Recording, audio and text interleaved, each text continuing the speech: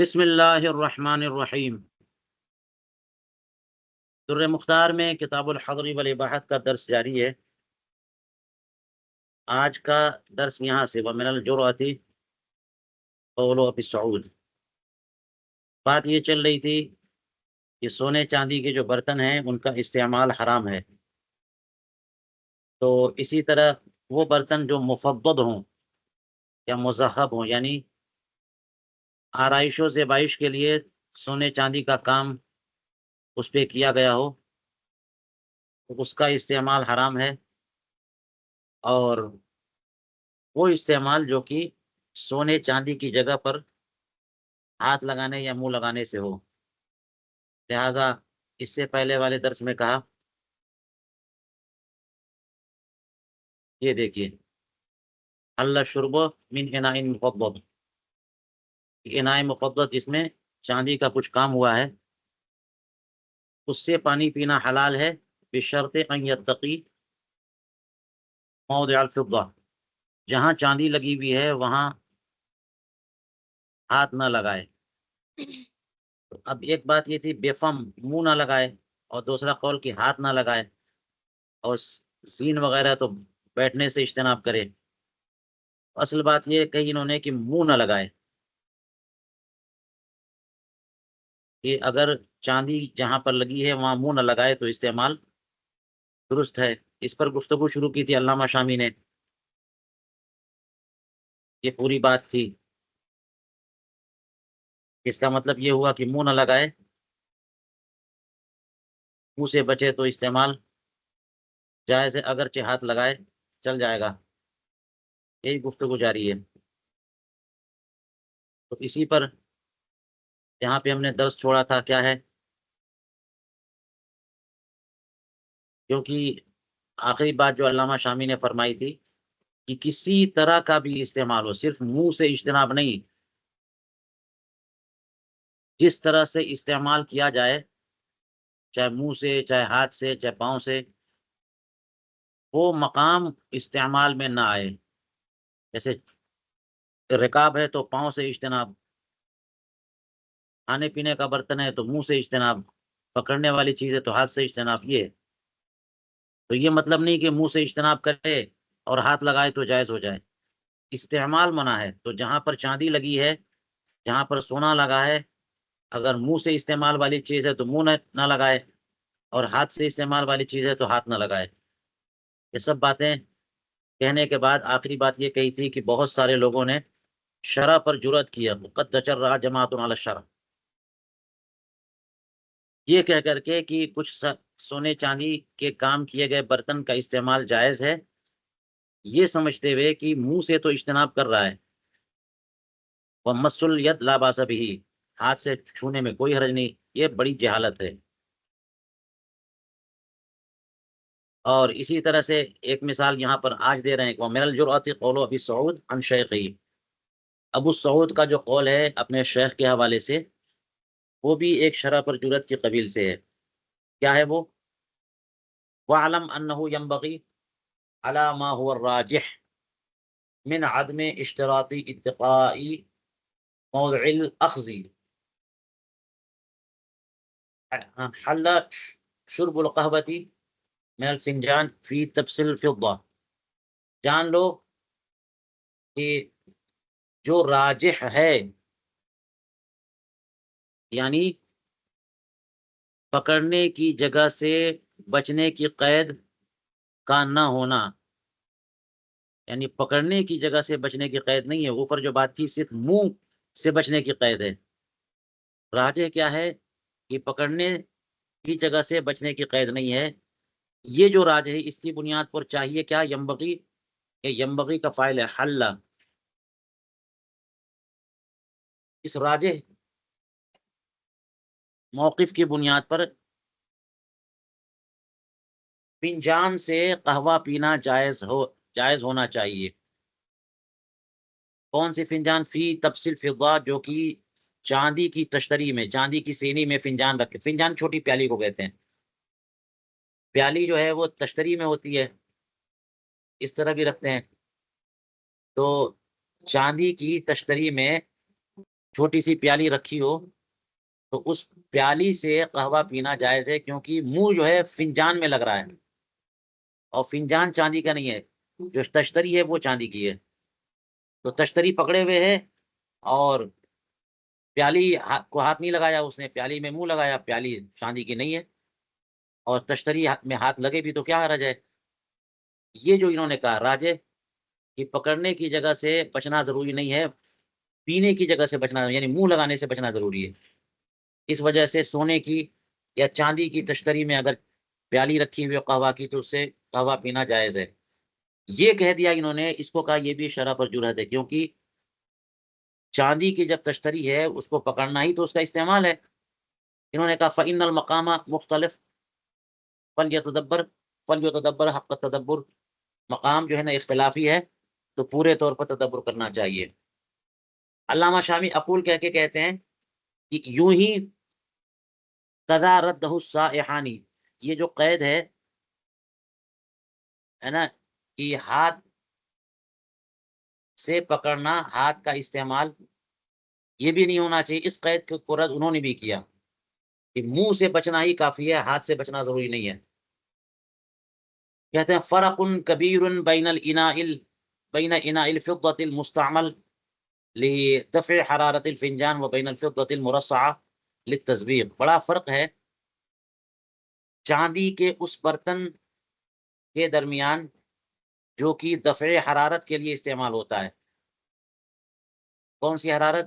لدفع حرارت الفنجان، جو چھوٹی سی کپ ہے، چھوٹا سا جو کپ ہے اس کی گرمی کو دور کرنے کے لیے، اور وہ چاندی جو کہ آرائش و زیبائش کے لیے جس کو لگاتے ہیں برتن پہ، تو زیبائش کے لیے جو چاندی استعمال ہوتی ہے وہ منع ہے کہ اس میں جو ہے اگر جہاں پہ چاندی لگی ہوئی ہے اس کو ٹچ اس کو چھوئے گا زبان سے تو وہ منع ہے، اور اگر نہ چھوئے تو کوئی حرج نہیں ہے. اور وہ برتن جو کہ دفع حرارت کے لیے ہو وہ الگ چیز ہے. یہ فرق سائحانی نے بیان کیا. تو اس میں بھی تو وہی بات ہو گئی.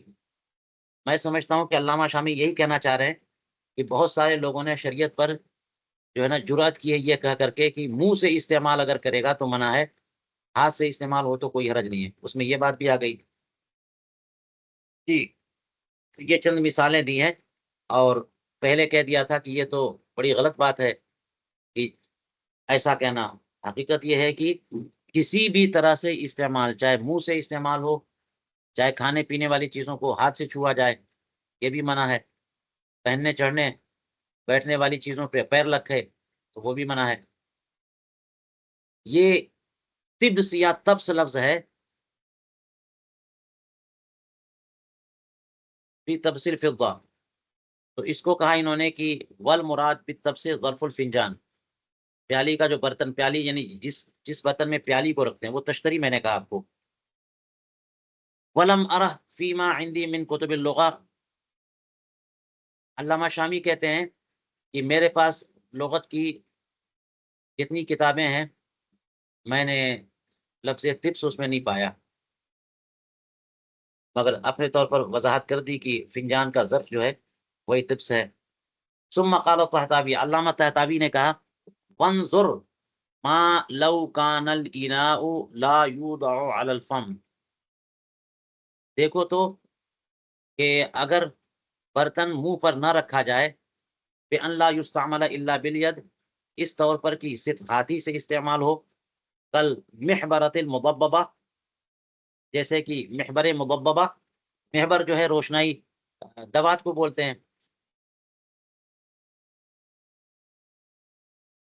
یا جس قلم میں روشنائی ہو اندر اسے لکھا جائے المضببہ، اور مضببہ سے مراد وہ چاندی یا سونے کا ٹکڑا جس کو دوات کے ارد گرد لگایا گیا ہو. حل یتقی وضع الید علیہا، کیا اس پر ہاتھ رکھنے سے بچے گا؟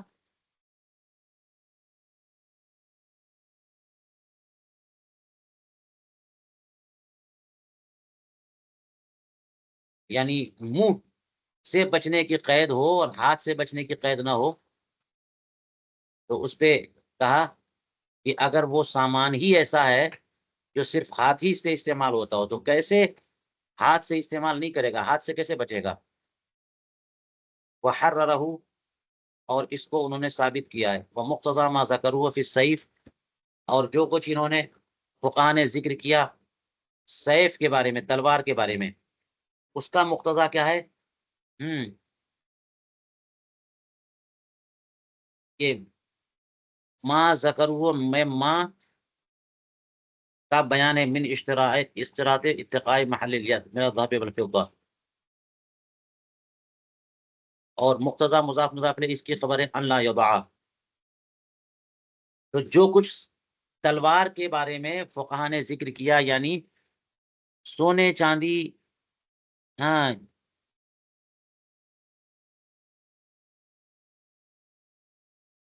کی جگہ سے ہاتھ سے بچنا، من اشتراط اتقاء محل الید، کہ جہاں پر ہاتھ لگتا ہو وہاں پر سونا چاندی نہ لگے، یہ شرط ہے۔ فقہائے کرام نے تو یہ لکھا ہے کہ سونا چاندی اگر کسی برتن پہ لگانا ہے تو جو پکڑنے کی جگہ ہے وہاں پر نہ لگائیں۔ اس کا مقتضا تو یہ ہے کہ اللہ یضع یدہ علی ضبۃ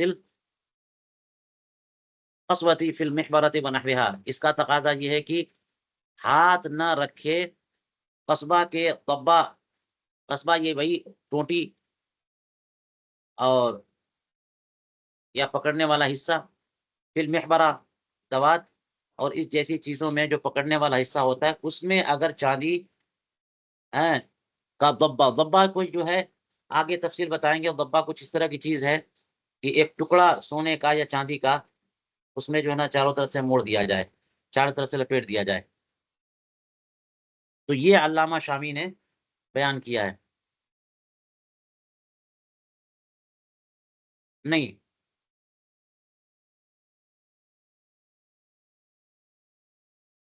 وہ امام تحتاوی نے بیان کیا۔ علامہ شامی کہتے ہیں اقول ہوا نظیر ما قدمنا ہو فی قصبۃ التتن، یہ تو نظیر ہے اسی کی جو ہم نے پہلے ذکر کیا، وہ تتن جو حقہ ہوتا ہے اور اس میں جو وہ حصہ جس میں منہ لگا کر پیتے ہیں، اس میں اگر چاروں طرف ٹوٹی میں جس کو منہ میں ڈالتے ہیں اس پیتے ہیں حقے کو، اس میں اگر چاندی لپیٹی گئی ہے تو وہ اس کا استعمال ہے، ہاتھ وہاں پہ نہیں لگنا چاہیے۔ جی،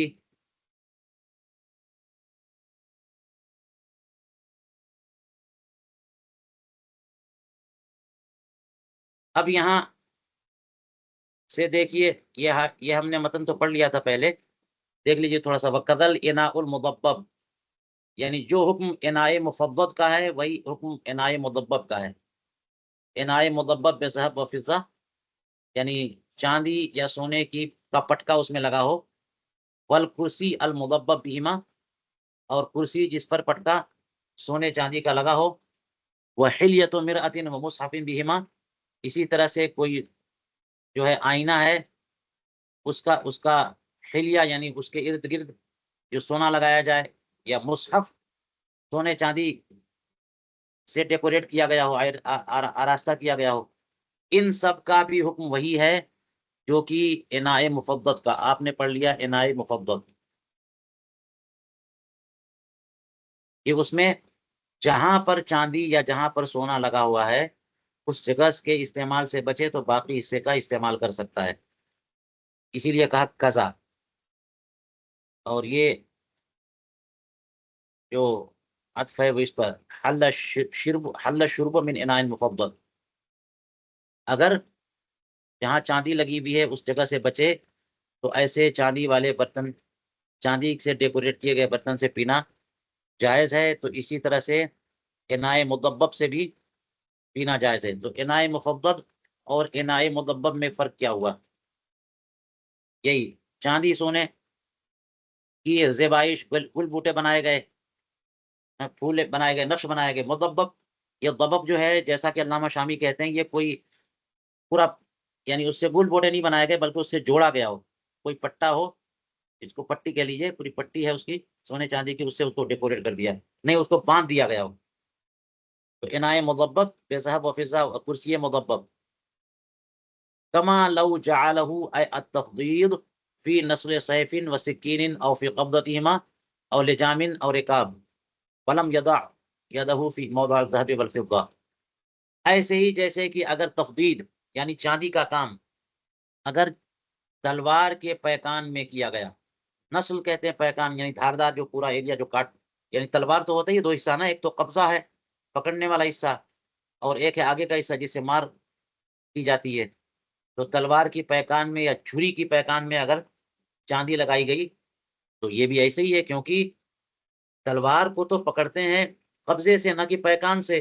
تو جہاں سے پکڑا گیا وہاں پہ چاندی ہے نہیں، اور جس چیز کو پکڑتے نہیں ہے وہاں پہ چاندی ہے، تو اس کا مطلب چاندی کی تلوار یا چاندی کا کام اگر پیکان میں ہوا ہے اور اس کے قبضہ میں نہیں ہوا ہے تو اس کا استعمال درست ہے. یوں ہی کہتے ہیں او فی قبضتہما، یا چاندی کا کام جو ہے ان دونوں کے سیف اور سکین کے قبضے میں، پکڑنے کی جگہ پہ چاندی کا کام ہوا، یا لگام میں چاندی کا کام ہوا، یا رکاب میں چاندی کا کام ہوا. اگر ان تینوں میں ہوا تو یہ قید ہوگی. ولم یضع یدہ موضع الذهب والفضہ، اپنا ہاتھ چاندی سونے اور چاندی کی جگہ پہ نہ رکھے تو یہ بھی درست ہے، جائز ہے. کہتے ہیں وقضا کتابۃ الثوب بذهب او فضہ، کپڑے پر لکھائی کا کام سونے یا چاندی سے کیا گیا. کسی نے لکھائی کا کام بھی سونے چاندی سے کیا تو اس کا بھی معاملہ کنائے مفضل والا ہے.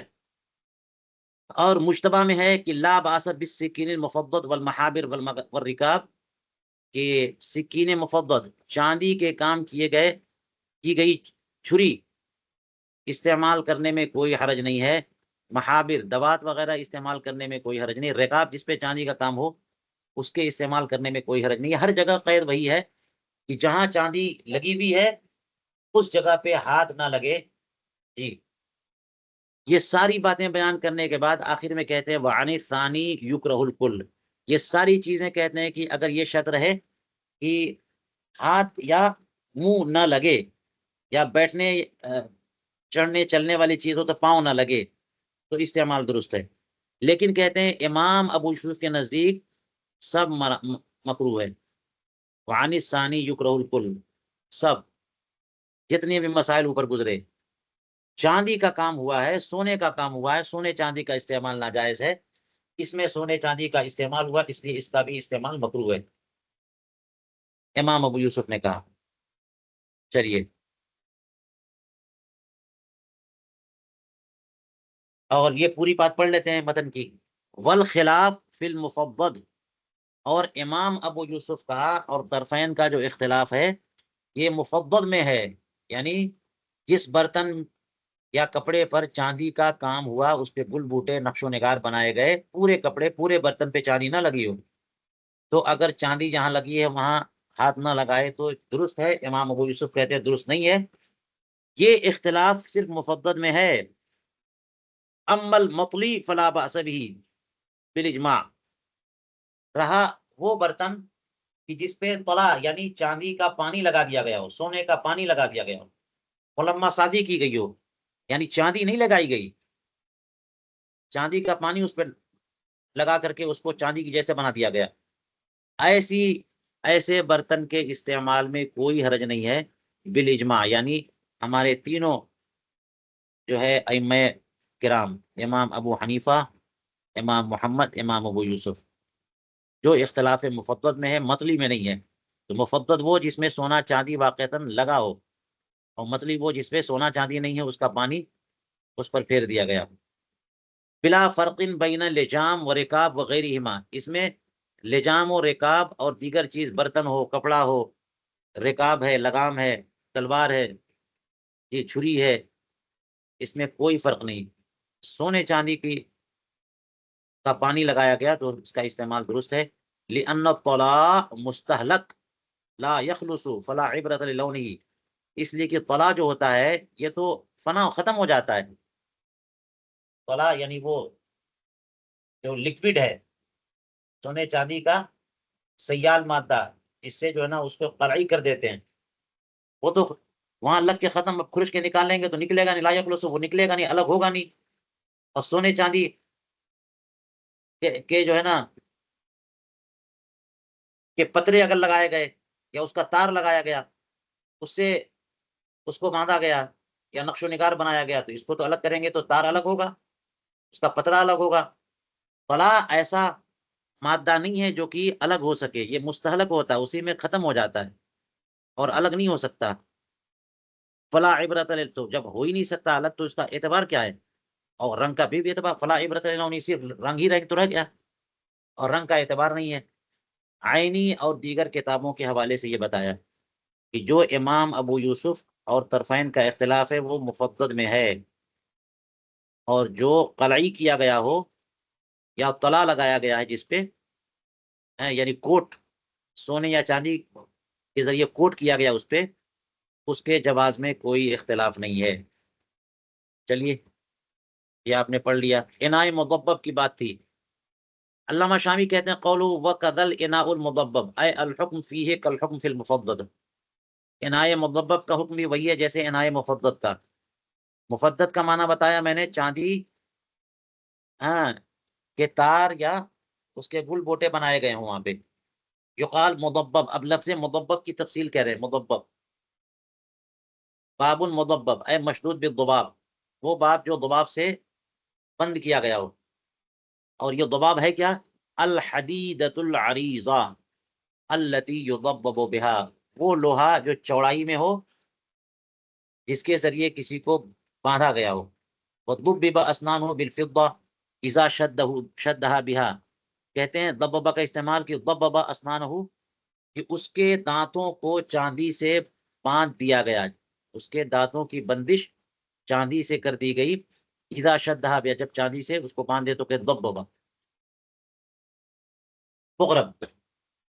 تو یہ بات یہی ہے کہ اس کا جو ہے نا کوئی پٹکے کی طرح کچھ ہو۔ آگے کہا وحلیۃ مرأۃ، اور اسی طرح سے جو ہے آئینے کا زیور، جی زیور کا مطلب اس کا حلیہ، یعنی چاروں طرف کناری پہ جو سونا یا چاندی لگا دیا گیا ہو، یا مصحف شریف ہے جو سونے چاندی کے کام کیا گیا ہو، تو اگر ہاتھ وہاں نہ لگائیں تو اس میں کوئی حرج نہیں ہے۔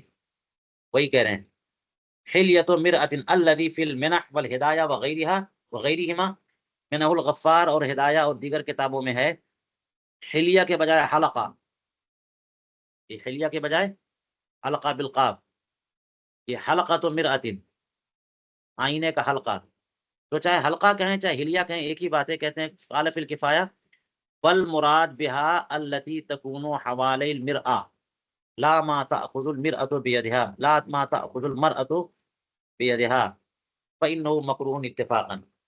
اس حلیت و مرأۃ سے مراد جو آئینے کے گردا گرد جو سونا چاندی لگایا جائے وہ ہے، لا ما تأخذ المرأة بيدها، وہ نہیں کہ جس کو عورت ہاتھ سے پکڑے۔ یعنی اگر کوئی مثال کے طور پر یہ آئینہ ہے اور اس کا حلقہ جو ہے نا پورا چاندی یا سونے پہ سے ڈیکوریٹ کر دیا گیا، اور آئینہ تو بیچ والا حصہ ہے، تو یہ مراد ہے حلیہ ہو چاہے حلقہ ہو۔ اگر اس میں کچھ ایسے پکڑنے کا حصہ بنایا گیا آئینہ اور یہ سونے چاندی کا ہو تو یہ مکروہ اتفاقاً کہا کہ عورت جب آئینہ دیکھتی ہے تو آئینے کے پکڑنے کے حصے پر سونا چاندی لگا ہو اور اسی سے وہ پکڑے تو پھر وہ منع ہے، کیونکہ اوپر آپ پڑھ چکے کہ چاندی اور سونا ہو برتن پہ اور وہاں پر ہاتھ لگے تو استعمال منع ہے۔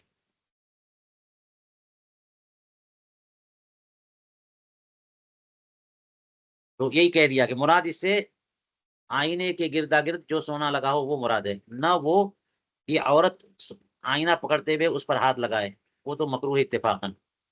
قولہ ولم یضع یدہ، اپنا ہاتھ وہاں نہ رکھے، یہ اوپر کہا۔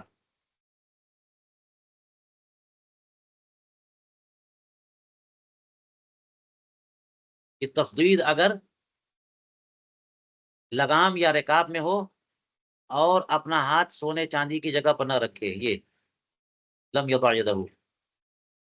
تو جب رکاب لگام اور رکاب کی بات آئی تو اس پر لم یضع یدہ کہا، کہتے ہیں کہ یہ رکاب کو تو شامل نہیں ہوگا لہٰذا بہتر ہے کہ ورجلہ بھی کہتے، کیونکہ جب آپ نے لجام کہا تو لجام ہاتھ سے پکڑتے ہیں، اور رکاب کہا تو رکاب تو ہاتھ سے نہیں پکڑتے، پاؤں رکھتے ہیں، تو دونوں کے لیے کہا ہاتھ نہ رکھے، تو یہ تو لگام کے لیے ہو گیا، رکاب کے لیے نہیں ہوا، تو اس لیے بہتر ہے کہ یدہو کے ساتھ ساتھ، اس یدہو کے ساتھ ساتھ رجلہو بھی کہیں، تو وہی کہتے ہیں کہ لم یضع یدہو رکاب کو شامل نہیں ہے، صرف لجام کو شامل ہے، اس لیے بہتر ہے کہ رجلہو بھی کہتے ہیں۔ قولو وکذا کتابۃ الثوب، کپڑے پر جو ہے لکھائی کا کام سونے چاندی سے کیا گیا ہو۔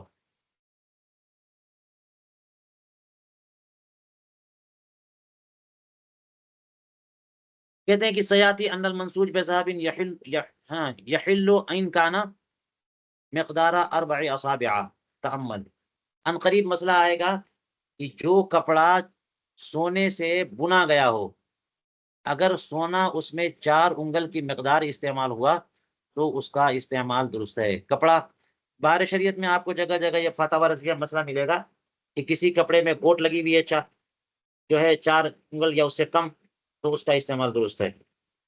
سونے چاندی کا گوٹ لگا دیا، ریشم کا لگا دیا، تو وہی کہہ رہے ہیں۔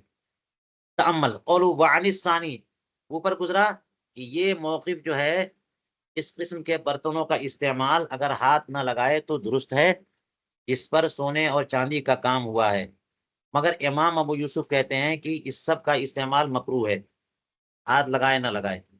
ظاہرہ ان عنہ روایت اخری، اس کا ظاہر یہ ہے کہ امام ابو یوسف سے ایک اور روایت ہے اس کے علاوہ، وبہ صرح فی البزازیہ، فتاوی بزازیہ میں اسی کی صراحت فرمائی، اور یہ کہا کہ کراہت امام محمد کا قول ہے، یعنی امام ابو یوسف کا قول نہیں ہے، تو اس کا مطلب یہ ہوا کہ حلت والا قول جو ہے نا وہ امام ابو یوسف کا بھی ہے، اور عن ثانی یکرہ فی الکل کہہ دیا، یکرہ الکل، تو اس کا مطلب ایک اور روایت ان سے ہے، ایک یہ ہے علت والی، اور یعنی عدم کراہت والی، اور ایک ہے کراہت والی، جیسا کہ بزازیہ میں کہا کہ کراہت والا قول امام محمد کا ہے۔ کہتے ہیں وہ عکس ما رأیت فی عدت مواضع، مختلف مقامات پر جو میں نے دیکھا ہے اس کے برخلاف ہے یہ،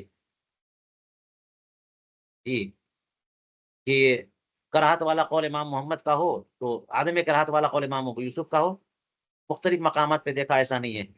منح الغفار اور ہدایہ اور دیگر کتابوں کی عبارت جو ہے نا یوں ہے، وقال ابو یوسف یکرہ ذالک، امام ابو یوسف کہتے ہیں کہ یہ مکروہ ہے۔ تو فتاوی بزازیہ نے کراہت والا قول امام محمد کا ذکر کیا، اور ان لوگوں نے کراہت والا قول امام ابو یوسف کا ذکر کیا، تو اس میں یہ منح الغفار اور ہدایہ وغیرہ میں امام ابو یوسف کا قول کراہت والا ذکر کیا، تو کہتے ہیں وقول محمد ہاں یروا مع ابی حنیفہ و یروا مع ابی یوسف، امام محمد کا قول کیا ہے، امام ابو حنیفہ کے ساتھ جو ہے اس کبھی کبھی مروی ہوتا ہے، کبھی کبھی یہ کہ امام محمد امام ابو یوسف کے ساتھ ہیں۔ امام ابو حنیفہ کے ساتھ ہونے کا مطلب یہ کہ مکروہ نہیں ہے، امام ابو یوسف کے ساتھ کا مطلب یہ ہوا کہ مکروہ ہے۔ چلیے، یکرہ الکل، یہ جتنے بھی برتن اور کپڑے کا استعمال ذکر گزرا، مفضل ہو یا مضبب ہو، یہ سب اے کل ما مر من المضبب من المفضل والمضبب فی جمیع المسائل المارہ، جتنے بھی مسائل ابھی تک گزرے، لأن الاخبار مطلقہ، دلیل امام ابو یوسف کی یہ ہوگی کہ حدیث پاک میں جو بات وارد ہوئی ہے وہ تو مطلق ہے کہ سونے چاندی کا استعمال ممنوع، تو وہاں یہ کہاں سے نکل جائے گا کہ سونا چاندی اگر جو ہے نا وہ نقش و نگار بنا ہو، پورا برتن سونے چاندی کا نہ ہو بلکہ جگہ جگہ لگا ہو تو وہ درست ہے، جب مطلق ہے تو چاہے پورا برتن سونے چاندی کا ہو یا پورا نہ ہو، نقش و نگار بنا ہو، سب منع ہونا چاہیے، اس لیے کہ حدیثیں مطلق ہیں۔ اور دوسری دلیل لِأَنَّ مَنِ اسْتَعْمَلَ إِنَاءً كَانَ مُسْتَعْمِلًا لِكُلِّ جُزْءٍ مِّنْهُ، اس لیے کہ جو بندہ کوئی برتن استعمال کرتا ہے وہ تو اس برتن کے سارے اجزاء کا استعمال کرنے والا مانا جاتا ہے۔ اب ایک جگ ہے اور جگ کے پیندے میں سونا لگا ہوا ہے، اور آپ اس کو جو ہے نا اس کے قبضے سے پکڑ رہے ہیں اور قبضے میں سونا نہیں لگا ہے، تو آپ کہنے کہ جائز ہے، اور پیندے میں سونا ہے تو وہ تو جب اٹھائے گا تو جگ جو ہے نا پیندے سمیت اٹھے گا، اور پیندے کے پر پانی کا پریشر ہوتا ہے، پانی پورا اس پہ ہوتا ہے، تو پورے جگ کا استعمال کرنے والا ہوا، نہ یہ کہ صرف ٹوٹی کا استعمال کرنے والا یا صرف قبضے کا استعمال کرنے والا۔ یہ امام ابو یوسف کی دلیل۔ کسی بھی برتن کا استعمال کرنے والا پورے برتن کا مستعمل مانا جاتا ہے، ہر جز کا. یہ نہیں کہ جہاں پہ نقش و نگار بنا ہوا ہے سونے چاندی کا اس کو استعمال کرنے والا نہیں ہے، اور استعمالی تو منع ہے. یہ امام ابو یوسف کی بات ہو گئی. امام ابو حنیفہ نے مفدد یا مدبب کی عدم کراہت اور حلت کا قول کیا. دلیل دیکھیے، کہتے ہیں ولی ابی حنیفہ ما روی عن انس رضی اللہ تعالی عنہ ان قدح النبی صلی اللہ علیہ وسلم انکسر فاتخذ مکان الشعب سلسلۃ من فضہ. سیدنا انس ابن مالک رضی اللہ تعالیٰ عنہ سے روایت ہے کہ رسول کریم علیہ السلام کا پیالہ ایک بار جو ہے وہ ٹوٹ گیا، ایک پیالہ تھا اور ٹوٹ گیا، تو آپ نے جہاں پہ شعب یعنی جہاں پہ شگاف ہو گیا ہے، جہاں سے ٹوٹا ہے، وہاں پر چاندی کی ایک چین لگا دی. آپ نے چاندی کے ایک سلسلے سے اس کو باندھ دیا جہاں پہ شگاف ہوا تھا. اس کا مطلب اسی کو باندھ کر کے ریپیئر کر کے استعمال کیا گیا. جی، رواہ البخاری، یہ بخاری کی بھی روایت ہے. امام احمد نے عاصم احول سے روایت کیا. ایک دوسری سند دیکھیے، قال رأيت عند انس رضی اللہ عنہ قدح النبی صلی اللہ علیہ وسلم فیہ ضبۃ فضۃ. فرماتے ہیں کہ میں نے انس ابن مالک رضی اللہ عنہ کے پاس حضور کریم علیہ السلام کا پیالہ دیکھا کہ اس میں چاندی کا پٹا لگا ہوا تھا، یعنی چاندی سے اس کو اس کی شکستہ حصے کو کی بندش کی گئی تھی، جوڑ دیا گیا تھا. تو اب دیکھیے، وہ تمام و فی التبیین، پوری حدیث جو ہے آپ کو ملے گی تبیین الحقائق میں. فرماتے ہیں کہ امام اعظم ابو حنیفہ کی دلیل یہ ہے کہ حضور کریم علیہ السلام نے خود چاندی کا ٹکڑا برتن میں استعمال کیا، اور ایسے برتن کو آپ نے استعمال کیا جس میں چاندی کا ٹکڑا لگا ہوا ہے.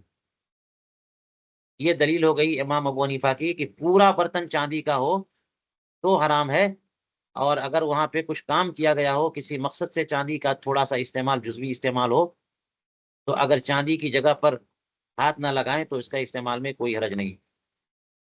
اس حدیث پاک میں لفظ شعب آیا، مکان الشعب. تو شعب کل منعی، اس کا وزن بتانا جیسے لفظ منع ہے ویسے شعب ہے. اس کا معنی ہے الصدع، یعنی شگاف قاموس میں. قولوا والخلاف فی المفضل، امام ابو یوسف کا اور طرفین کا جو اختلاف ہے، آپ نے پڑھ لیا کہ یہ صرف مفضل میں ہے، اور اگر قلعی کی گئی ہے تو اس میں اختلاف نہیں ہے. اراد بھی، مفضل سے مراد ما فیہ قطعۃ فضۃ، جس میں چاندی کا ٹکڑا لگا ہوا ہو. لہٰذا یہ مضبب کو شامل ہے جس میں چاندی کا پورا پٹا لگا دیا گیا، چاندی اس میں استعمال ہوئی ہو. اور کہتے ہیں زیادہ ظاہر علامہ عینی کی عبارت اور دیگر لوگوں کی عبارت ہے، وہ یہ ہے کہ وہذا الاختلاف فیما یخلص یا فیما یخلص، یہ امام ابو یوسف اور طرفین کا جو اختلاف ہے وہ اس چاندی یا اس سونے میں ہے جو الگ ہو سکے، یعنی جس کا پترا لگایا گیا ہو یا اس کا تار لگایا گیا ہو. پانی والے میں نہیں ہے. وَأَمَّا التَّمْوِيهُ الَّذِي لا يخلص، رہا وہ پانی سونے یا چاندی کا، یعنی جو ہے وہ اس کی ملمہ سازی کی گئی ہو، اس پر پانی چڑھایا گیا ہو، پانی چڑھانا، قلعی کرنا، تو وہ جو کہ الگ نہ ہو سکے، اس کو الگ کھرچیں گے تو پورا پترا نہیں نکلے گا. کوئی پترا تو استعمال ہی نہیں ہوا، وہ تو پانی استعمال ہوا. تو فلا باس بھی بالاجماع، تو ایسے سونے چاندی کے سیال مادے کے ذریعے قلعی کرنے میں کوئی حرج نہیں، ایسے برتن کے استعمال میں بھی کوئی حرج نہیں. لأنه مستهلک، کیونکہ یہ تو ختم ہو جاتا ہے. فلا عبرت ببقاء لون، اس کا رنگ باقی رہتا ہے، اس کا کوئی اعتبار نہیں ہے. چلیے، یہ بات ہو گئی. قوله او قال اشتریت، اب یہاں پر پہلے آپ متن دیکھیے. یہ بات سونے چاندی کے برتن کی کے استعمال کی مکمل ہوئی. در مختار دیکھیے، کہتے ہیں وَيُقْبَلُ قَوْلُ كَافِرٍ وَلَوْ مَجُوسِيًّا قَالَ اشْتَرَيْتُ اللَّحْمَ مِنْ كِتَابِيٍّ فَيَحِلُّ او قال اشتريت من مجوسي فيحرم ولا يرده بقول الواحد. اب یہاں سے نیا مسئلہ شروع کر رہے ہیں، یعنی خبر کہاں معتبر ہے کہاں معتبر نہیں ہے، یہ مسئلہ بہار شریعت میں اس کی تفصیل پڑھ لیجئے گا. علامہ حصنفی کس طرح سے اس کو بیان کر رہے ہیں دیکھیے. کہتے ہیں کہ کافر کا قول مان لیا جائے گا اگرچہ مجوسی ہی کیوں نہ ہو، جو یہ کہے کہ میں نے کتابی سے گوشت خریدا ہے، تو پھر یہ کہ کتابی کا ذبیحہ تو حلال ہوتا ہے، وہ حلال ہوگا۔ یا پھر وہی کافر اگرچہ مجوسی ہو، یہ کہے کہ میں نے مجوسی سے گوشت خریدا ہے، تو پھر حرام ہوگا، کیونکہ مجوسی کا ذبیحہ حرام ہے۔ جی، اس کا مطلب یہ ہوا کہ کافر اگر خریدنے کی بات کہے تو اس کی بات مان لی جائے گی۔ وہ کہہ رہا ہے کہ میں نے کتابی سے گوشت خریدا، تو کہیں گے کہ ٹھیک ہے حلال ہے، اور کہے گا کہ مجوسی سے خریدا تو کہیں گے حرام ہے۔ ولا يرده بقول الواحد، اور ایک آدمی کے قول کی وجہ سے رد نہیں کر دے گا۔ یہاں پر جو ہے شہادت، نصاب کی شہادت ضروری نہیں ہے، یہ گوشت کس کا ہے، کہاں سے خریدا، یہ گواہی سے جب تک ثابت نہ ہو تب تک جو ہے نا ہم قبول نہیں کریں گے۔ خبر واحد تو نصاب شہادت کو پہنچی نہیں، ایک بندہ بولے گا تو وہ نصاب شہادت ہے نہیں، جب تک کہ دو ثقہ بندے نہ بول دیں، یا ایک مرد اور دو عورتیں نہ بول دیں۔ ایسی چیزیں جیسے مالی معاملات میں یہ ہوتا ہے کہ ایک آدمی کی بات نہیں مانی جائے گی جب تک کہ دو گواہ، دو مرد یا ایک مرد دو عورتیں نہ ہو، تو اس کو رد کرتے ہیں۔ لیکن یہاں اخبار کے معاملے میں خبر واحد کے ذریعے کی وجہ سے رد نہیں کریں گے، بلکہ قبول کر لیں گے۔ ایک بندہ کہہ رہا ہے تب بھی رد نہیں کریں گے، قبول کر لیں گے، اگرچہ مجوسی کافر ہی کیوں نہ ہو معاملات میں۔ چلیے، علامہ حسکفی کہتے ہیں کہ اس کی اصل کیا ہے؟ ان خبر الکافری مقبول بالاجماع فی المعاملات لا فی الدیانات۔ اس کی اصل یہ ہے کہ کافر کی خبر معاملات میں معتبر ہے اور دیانات میں معتبر نہیں ہے، بالاجماع۔ معاملات لین دین ہے نا، کے معاملات، خرید و فروخت، اجارہ، اعارہ، اور اس طرح سے جتنے بھی معاملات یعنی بندوں اور بندوں کے درمیان جو ہوتے ہیں وہ معاملات ہوتے ہیں۔ دیانات تو فیما بین العبد واللہ، اللہ اور بندوں کے درمیان، حلت، حرمت، طہارت، نجاست، یہ سب دیانات ہیں۔ اور لین دین ہے، خرید و فروخت، اجارہ، اعارہ، یہ سب جو ہے اور اسی طرح سے وہ جتنے بھی معاملات مداینت کے ہیں اور ودیعت کے ہیں، بہت سارے معاملات، ان معاملات میں کافر کی خبر معتبر ہے، دیانات میں معتبر نہیں ہے۔ معاملات میں اس لیے معتبر ہے کہ جناب دنیا تو کافروں سے بھری ہوئی ہے، اور معاملات تو بندوں کے ساتھ پڑھ سکتے ہیں، تو اگر معتبر نہ ہو تو پھر بڑی دشواری ہو جائے گی کہ کافر کی بات نہیں مانیں گے معاملات میں، لین دین میں، تو پھر ان سے معاملات لین دین ہو ہی نہیں پائیں گے، پھر مسلمانوں کی دنیا بہت محدود ہو جائے گی، دشوار ہے اس سے بچنا۔ اس لیے معاملات میں کافر کی خبر معتبر ہے، دیانات میں معتبر نہیں ہے، کیونکہ وہ تو کافر ہے، اور دینی معاملات میں تو فاسق کی خبر معتبر نہیں ہے، تو کافر کی خبر کہاں سے معتبر ہو جائے گی؟ یہ فرق ہے۔ اسی سے نکالا یہ کہ مجوسی، اگرچہ مجوسی کافر کہہ دے کہ میں نے گوشت کتابی سے خریدا تو بات مان لیں گے، اور کہا کہ مجوسی سے خریدا تب بھی بات مان لیں گے، پہلا والا حلال ہوگا، دوسرا والا حرام ہوگا۔ یہاں پر کتابی کے ذبیحے کی جو بات آ رہی ہے، اس پہ بہت سارے لوگوں کو شک ہو جاتا ہے، حالانکہ اس سے پہلے بات کر چکے ہیں کہ کتابی کا ذبیحہ حلال ہے، جو اصل مذہب ہے۔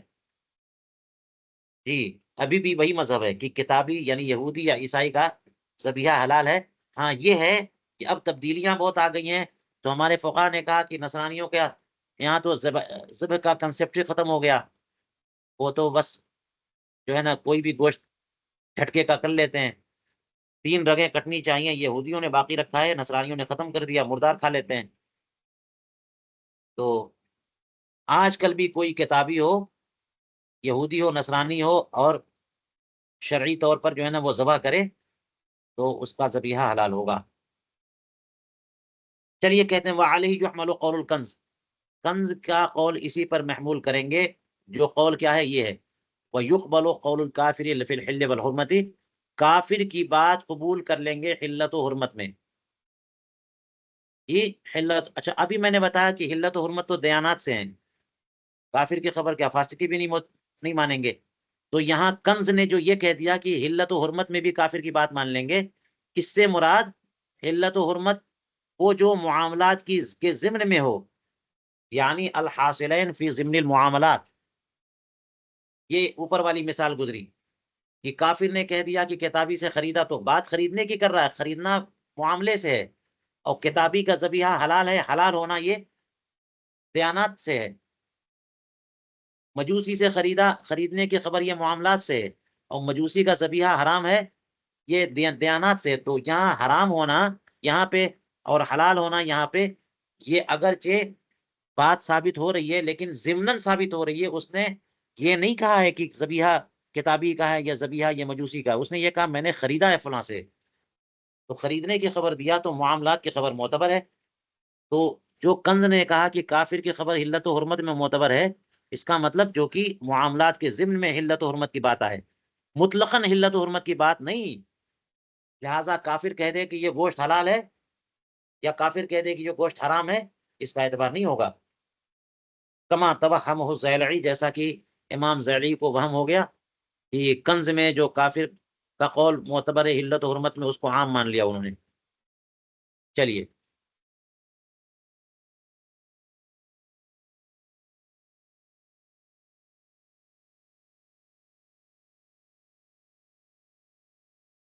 یہیں تک پڑھتے ہیں، یہاں تک. چلیے ہاں اوپر کا او قال اشتریتہ من مجوسی فیحرم، یعنی کسی کافر سے انہوں نے، کافر نے کہا کہ میں نے یہ گوشت مجوسی سے خریدا ہے تو وہ حرام ہوگا. ظاہرہ ان الحرمۃ تثبت بمجرد ذلک، اس عبارت کے ظاہر سے تو یہ پتہ چلتا ہے کہ حرمت جو ہے صرف اسی قدر سے ثابت ہو جائے گی کہ کافر بولے کہ میں نے مجوسی سے خریدا ہے. وَإِن لَّمْ يَقُلْ ذَبِيحَةَ مَجُوسِيٍّ، اگرچہ وَإِن لَّمْ يَقُلْ ذَبِيحَةُ مَجُوسِيٍّ، اگرچہ وہ یہ نہ کہے کہ یہ مجوسی کا ذبیحہ ہے، یہ کہہ رہے کہ مجوسی سے خریدا ہے، اتنے ہی سے وہ گوشت حرام ہوگا. الجامع الصغیر کی عبارت یوں ہے وَإِن كَانَ غَيْرَ ذَلِكَ لَمْ يَسَعْهُ أَن يَأْكُلَ مِنْهُ، اگر اس کے علاوہ کوئی صورت ہو تو اس کے لیے گنجائش نہیں ہے کہ وہ گوشت کھائے. اس کے علاوہ سے مراد قال فی الہدایہ، اس سے مراد یہ ہے کہ اذا قال کان ذبیحۃ غیر الکتابی والمسلم، کہ اگر یہ کہے کہ یہ غیر کتابی غیر مسلم کا ذبیحہ ہے، غیر ذالک کا یعنی مسلمان اور کتابی کا ذبیحہ نہیں ہے. اگر وہ بتائے گا کہ مسلمان کا ذبیحہ ہے کتابی کا ذبیحہ ہے تو الگ بات ہے، اور کہے کہ غیر کتابی غیر مسلم کا ذبیحہ ہے تو غیر ذالک، تو اس سے کھانا حلال نہیں ہے.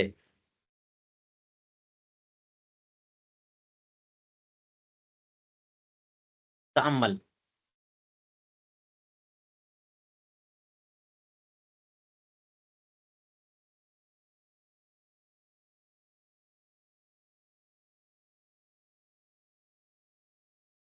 جی کہتے ہیں وفد تاتار خانیہ قبیل الاضحیہ، اضحیہ کے بیان سے پہلے تاتار فتاوی تاتار خانیہ میں جامع الجوامع کے حوالے سے امام ابو یوسف کا یہ قول نقل ہے کہ فرماتے ہیں من اشترى لحما فعلم انه مجوسی واراد الرد فقال ذبحه مسلم یکرہ اکلہ. امام ابو یوسف فرماتے ہیں کہ جس نے گوشت خریدا کسی سے بھی، تو گوشت خریدا، اب پتا چلا کہ یہ تو مجوسی ہے جو بیچنے والا ہے، تو خریدار مسلمان نے سوچا کہ اب مجوسی ہونے کی وجہ سے اس کو رد کروں، گوشت لوٹا دوں، واپس کر دوں. تو وہ مجوسی بول پڑا کہ مسلمان نے ذبح کیا ہے، ذبحہ مسلم، مسلمان نے ذبح کیا ہے تو اس کا کھانا مکروہ ہے. یہ بات معتبر نہیں ہوگی. مجوسی جب بیچنے والا مجوسی ہے ہیں، اور اس کو واپس کرنا چاہا اس نے مسلمان نے، تو مجوسی نے کہا کہ مسلمان نے ذبح کیا ہے، یہ خبر دیانات کی ہو گئی.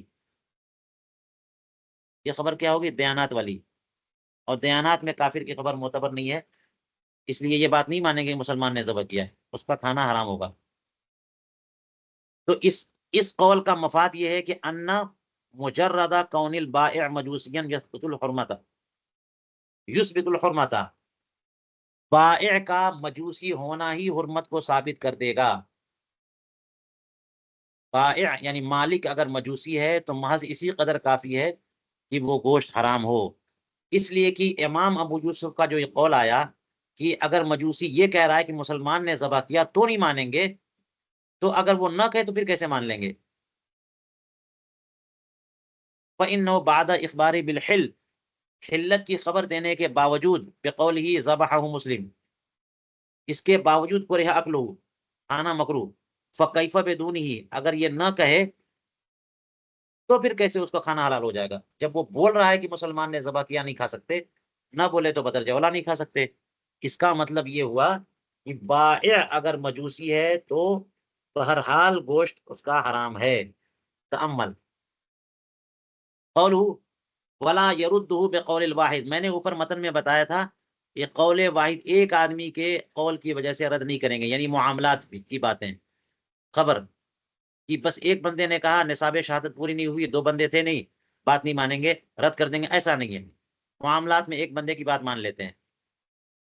فتاوی خانیہ میں ہے کہ مسلم شرع لحما وقبضہ فاخبرہ مسلم ثقۃ انہ ذبیحۃ مجوسی لا ينبغی لہ ان یأکل، ایک مسلمان نے گوشت خریدا اور اس پر قبضہ کر لیا، لے بھی لیا، تو دوسرے ثقہ معتبر مسلمان نے خبر دی کہ یہ مجوسی کا ذبیحہ ہے، تو اسے کھانا نہیں چاہیے، یعنی منع۔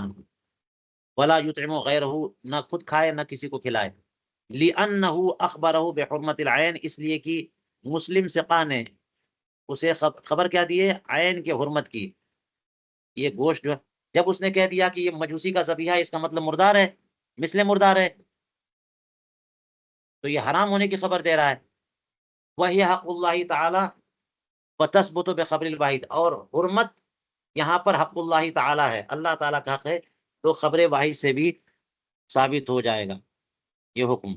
یہ معاملات کی بات نہیں ہے، یہ حرمت و حلت کی بات ہے، تو خبر واحد سے بھی حرمت ثابت ہو جائے گی۔ ولیس من ضرورتها بطلان الملک، اب جب ایک مسلمان نے کہہ دیا کہ مجوسی کا ذبیحہ ہے تو اس کا کھانا حرام، گوشت کی حرمت ثابت، لیکن گوشت حرام ہوا تو اس سے یہ لازم نہیں آئے گا کہ ملکیت بھی باطل ہو جائے جس نے خریدا ہے۔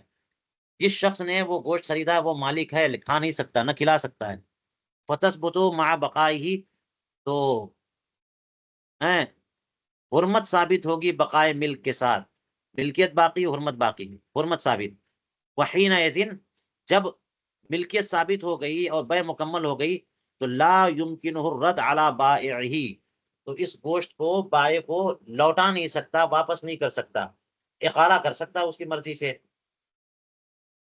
ولا ان یحبس الثمن عنہ، اور یہ بھی نہیں کر سکتا کہ بائع کو ثمن نہ دے، روک لے۔ اذ لم یبطل البیع، کیونکہ محض اس خبر سے بیع باطل نہیں ہوگی، اور بیع باطل ہونے کا معاملہ تو یہ حق العبد ہے، یہ تو الزام آتا ہے، تو اس میں دو گواہ ہونے چاہیے ملخصاً۔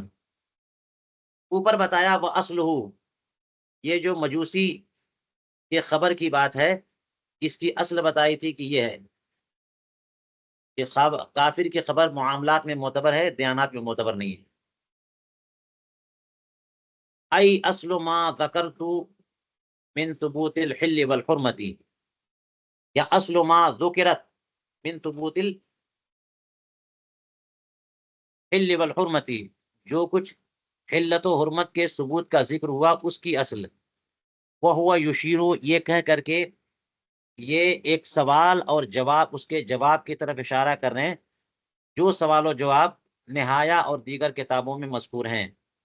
ان سوال و جواب کا خلاصہ دیکھیے، علامہ شامی بیان کرتے ہیں، حاصل السوال، سوال کا حاصل یہ ہے کہ ان هذه المسألة مناقضة لقوله الآتی وشرط العدالة في الدیانات۔ یہ علامہ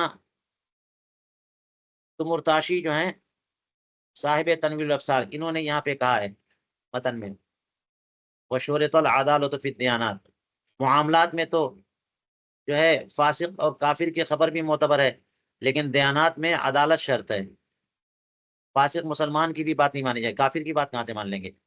تو جب انہوں نے یہ آگے کہا ہے کہ دیانات میں عدالت شرط ہے، تو یہ مسئلہ ان کے اس قول، یہ جو قول ہے شرط العدالت فی الدیانات، اس قول کے مناقض ہو گیا کہ یہاں پر کافر اگر خبر دے رہا ہے کہ میں نے مجوسی سے خریدا، اس کی بات مان لے رہے، اور وہ اگر کہہ رہا ہے کہ میں نے کتابی سے خریدا تو بات نہیں مان رہے ہیں، نہیں وہ بھی بات مان لے رہے ہیں اور اس کو اس کی علت ثابت ہو جا رہی ہے۔ تو دیانات میں عدالت شرط ہے اور یہ حلت و حرمت ثابت ہو رہی ہے، تو یہاں عدالت کہاں گئی؟ وہ تو عدالت کیا، وہ تو مسلمان ہی نہیں ہے۔ یہ سوال ہوا۔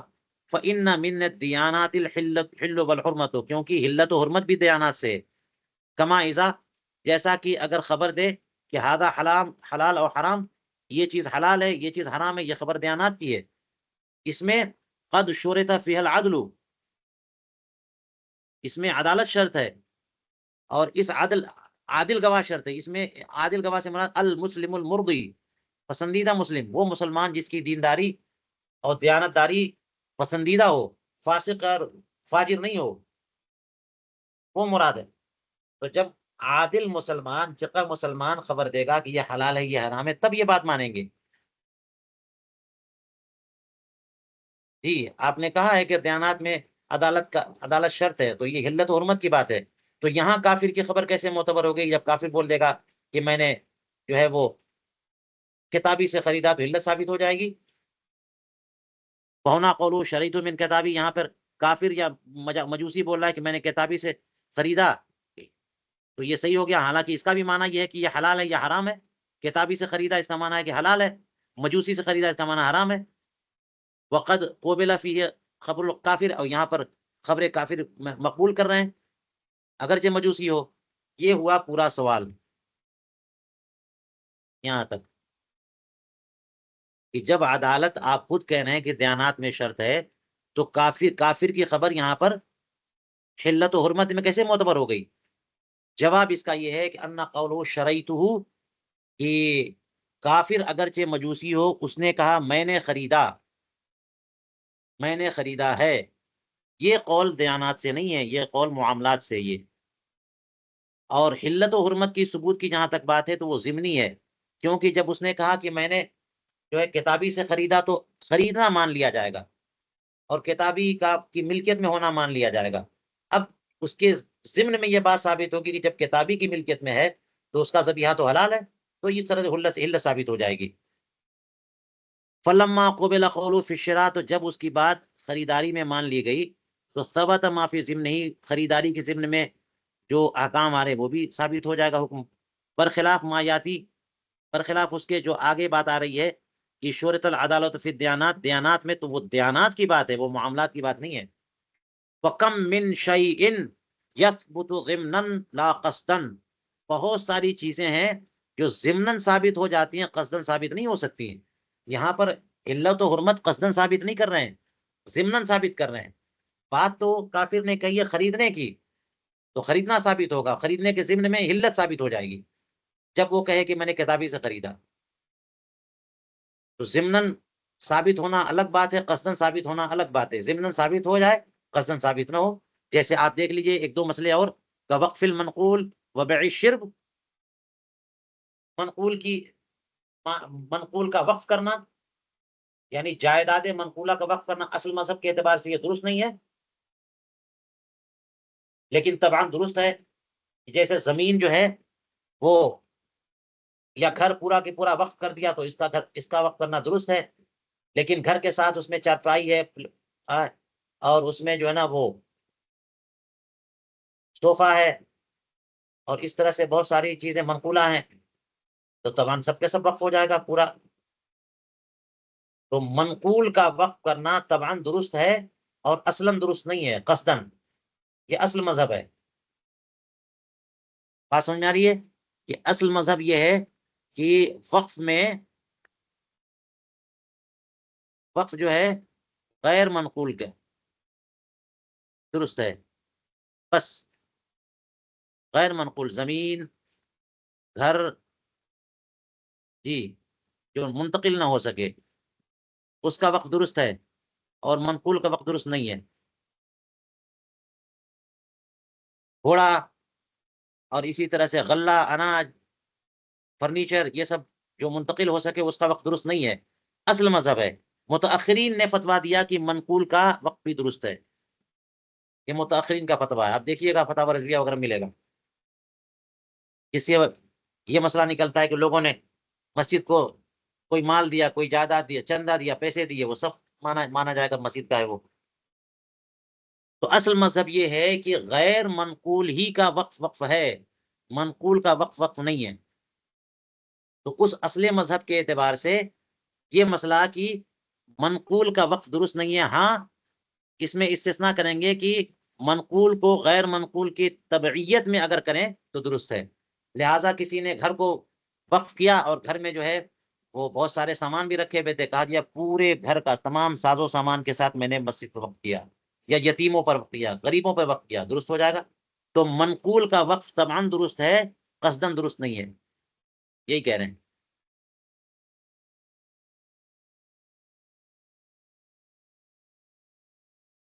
اسی طرح سے بیع الشرب، شرب یعنی پانی کی باری. اگر نالی کوئی بیچے، زمین کھیت بیچے ہیں، تو کھیت کی بے کے ضمن میں باری کی بھی بے ہو جائے گی، ورنہ پانی کی باری کی بے الگ سے کیسے ہو سکتی ہے؟ خالی آپ باری خریدیں گے، ہفتے میں ایک دن کا پانی میں لوں گا، یہ بے درست نہیں ہے. تو شرب کی بے جو ہے قصدن درست نہیں ہے لیکن ضمناً درست ہے. وَبِهِ يَتَّضِحُ الْجَوَابُ عَنِ الْكَنْزِ، اور اسی سے کنز کے قول کا جواب واضح ہو گیا. وہ جو کنز میں یہ تھا، کون یہ یحمل قول الکنز، کہ کافر کا قول حلت و حرمت میں معتبر ہے. اس کا جواب ہو گیا کہ وہ حلت و حرمت جو قصدن ثابت نہ ہو بلکہ ضمناً ثابت ہو.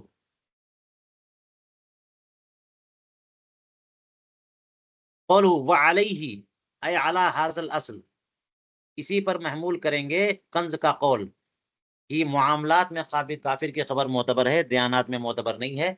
اس جواب کو علامہ عینی نے پہلے بیان کیا، وقد سبقوا الی ھذا الجواب العینی، اور صاحب الدرر ملا خسرو نے، اور مصنف نے ان کی اتباع کی. علامہ حسکفی نے نہیں، مصنف سے مراد یہاں پر علامہ غزی تمرتاشی، انہوں نے ان دونوں بزرگوں کی اتباع کی. اور اس پر دلالت کرتی ہے صاحب کنز کی پوری تقریر جو کہ کافی میں انہوں نے کی ہے. کنز میں تو جو کہا انہوں نے الگ انداز میں کہہ دیا، لیکن کافی میں اس کی پوری تقریر کی ہے، وہ بھی اس پر دلیل ہے. لا مطلق الحرمت مطلق الحل والحرمت، کہ کافر کی خبر جو ہے وہ حلت و حرمت میں معتبر ہے، یعنی جو ضمناً ثابت ہو. مطلقاً حلت و حرمت مراد نہیں ہے. اے الشامل،